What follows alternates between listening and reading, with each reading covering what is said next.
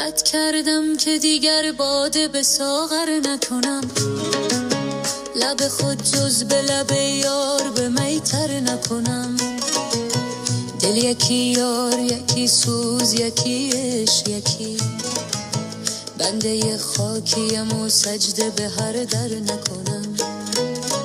عهد کردم که دیگر باده به ساغر نکنم، لب خود جز به لب یار به میتر نکنم. دل یکی یار یکی سوز یکی عشق یکی، بنده خاکیم و سجده به هر در نکنم. اگه بی وفا شوی رفیق نیمه را شوی، با کسی آشنا شوی میمیرم. اگه مر جا بگذاری تک و تنهام بگذاری، روی دلم پا بگذاری میمیرم.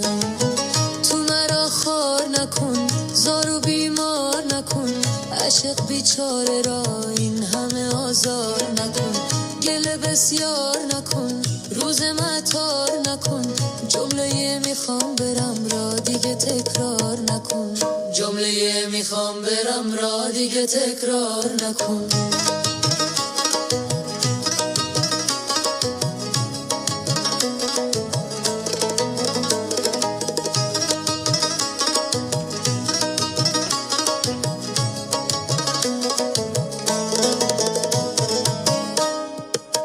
با تو در پرده دلم راز و نیازی دارد، کس نمیدانه پس پرده چه رازی دارد.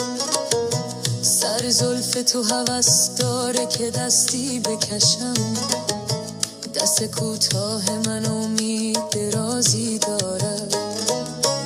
اگه بی وفا شوی رفیق نیمه را شوی، با کسی آشنا شوی میمیرم. اگه مر جا بگذاری تک و تنهام بگذاری، روی دلم پا بگذاری میمیرم. تو مرا خار نکن زار و بیمار نکن، جمله میخوام برم را دیگه تکرار نکن. گله بسیار نکن روز مطار نکن، جمله میخوام برم را دیگه تکرار نکن.